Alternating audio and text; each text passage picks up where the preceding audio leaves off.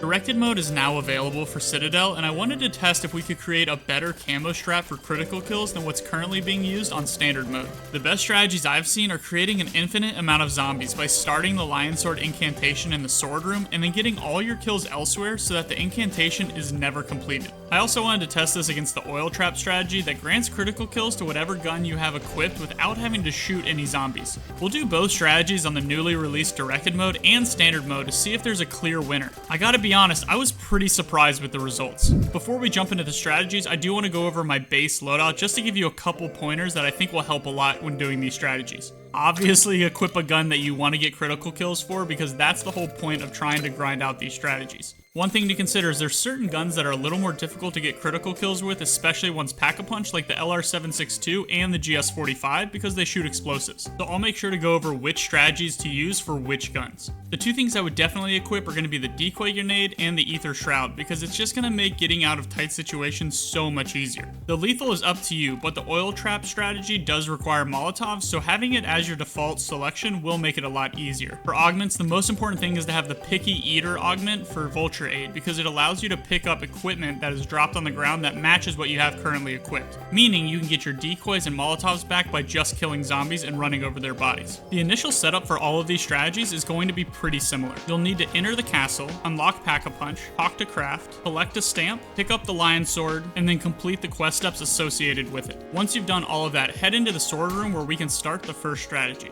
The first strategy we're going to test is starting the Lion Incantation in the sword room by shooting the lights above Vulture Aid. Once they're aligned, you can pick up the brooch off the table and place it in the corner of the room where the glowing yellow circle appears. Now we'll need to leave the sword room because any kills we get within that room will fill the soul box, leading to the incantation being completed. If we complete the incantation, then all of the extra zombies that will be spawning throughout the rounds go away, making the strat way less useful. I like to train down in the dungeon where Quick Revive is, just because all of the zombies will run down the stairs and then take a similar path towards you in the middle of the room. From here you can easily access Pack-a-Punch and the tier 3 armor if you either A, want to upgrade your weapon, get better armor, or just refill your armor. Because of all of the extra zombies that will be spawning alongside those in the round, you'll get a ton of extra essence and a ton of salvage, so make sure to pick up all the perks you want, Pack-a-Punch your weapons, and upgrade the rarity. At this point you're all set up, so just aim high and use decoys if you ever get overwhelmed. This strategy is a little more active than the oil trap strategy we'll look at next, but I will say it is very easy to rack up these headshots because the zombies keep coming. There's no real downtime in this strategy because you'll always have zombies to shoot at. That being said, if it does start to feel a little much in the higher rounds, I would leave a parasite alive because it won't do much damage to you,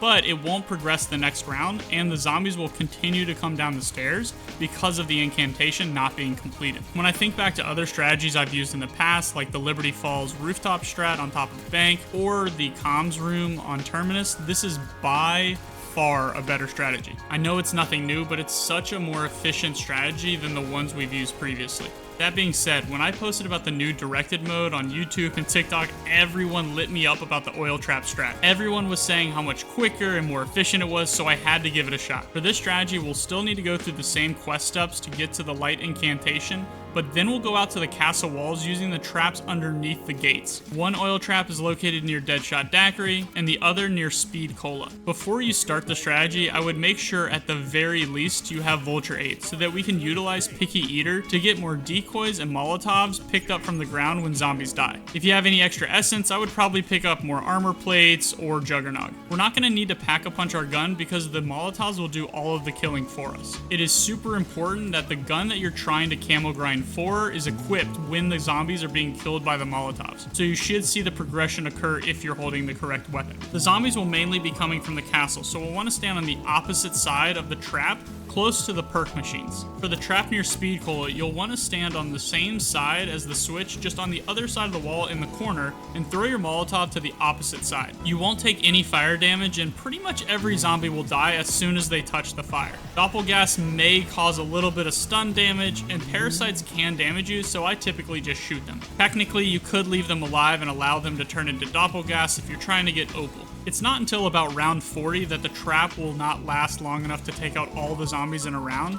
So if you're starting in like 12, 15, 18, you're gonna be able to knock out every single round with just a single pull of the trap. Just remember that there's always gonna be more zombies coming because of that incantation, so when the fire starts to slow or even stops, make sure to move to the next trap. For the trap near Deadshot Daiquiri, you're gonna be able to jump on a ledge and throw a Molotov to the opposite side. The zombies will have to run up the stairs to try to hit you and then die by the fire. Again, keep an eye out for the parasites. Doppelgas and Amalgam shouldn't give you any trouble. If at any point you start to get hit, you can always use your Ether Shroud to get out.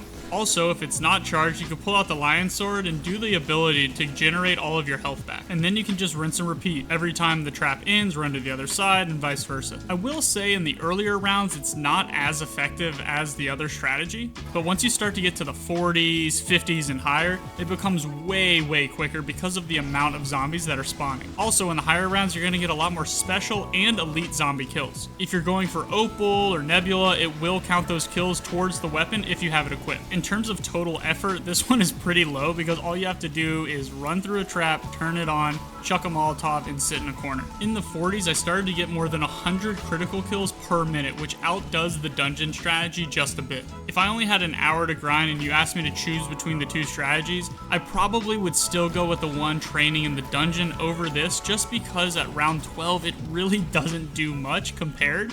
However, it takes a long time to get to around 50 or 60 where the zombies start to really spawn in. Obviously, you could save and come back to it, which I think is probably the best bet if you're trying to pull off the oil trap strat. And now the whole reason we're here. Does directed mode actually make these camo strategies better? Straight out of the gate, the oil trap strat is terrible with directed mode. The main issue is there's just not enough zombies to make it worth your time. In standard mode, you end up getting so many zombies, even in round 20 or 30, where directed mode, when it caps at 15, is just not enough. However, training in the dungeon is so good in directed mode. One, it's super easy because they're not gonna really do much damage to you. Two, you essentially have unlimited essence and salvage, so you can continually upgrade your gun, buy all the perks, and if you run out of kills to get, you can always go grab a new gun off the wall. I bought the Marine shotgun, I got the Compact 92, I got pretty much every wall buy gun I could get my hands on to complete all of the challenges because of how quickly I was doing those headshots. In standard mode, I was getting maybe about 75 to 80 headshots a minute, but in directed mode, I was getting 100 headshots a minute. Obviously, you have to account for body shots and maybe running away to get some ammo, but it took me about 11 and a half minutes to get 1,000 critical kills. That is so insanely quick. That means in just 1 hour, I could have Purple Tiger on 2 separate guns. And the risk of dying is essentially non-existent because you're on round 12.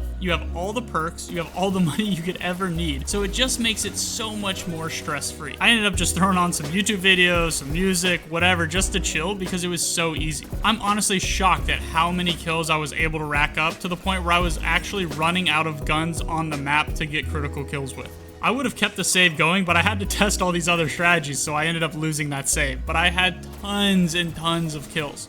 If I had to recommend just one single strategy to any level of player in zombies, whether veteran or somebody who's new, I would absolutely tell them to run directed mode till round 12, start the light incantation, and then get unlimited zombies and train them in the dungeon. The only distinction I would make is that for guns that are a little more difficult, like snipers or pistols to get critical kills for, I would probably go with the oil field strat. The fact that you don't even have to worry about the gun itself, all you have to do is throw the molly, makes it so much better for critical kills in those difficult gun situations.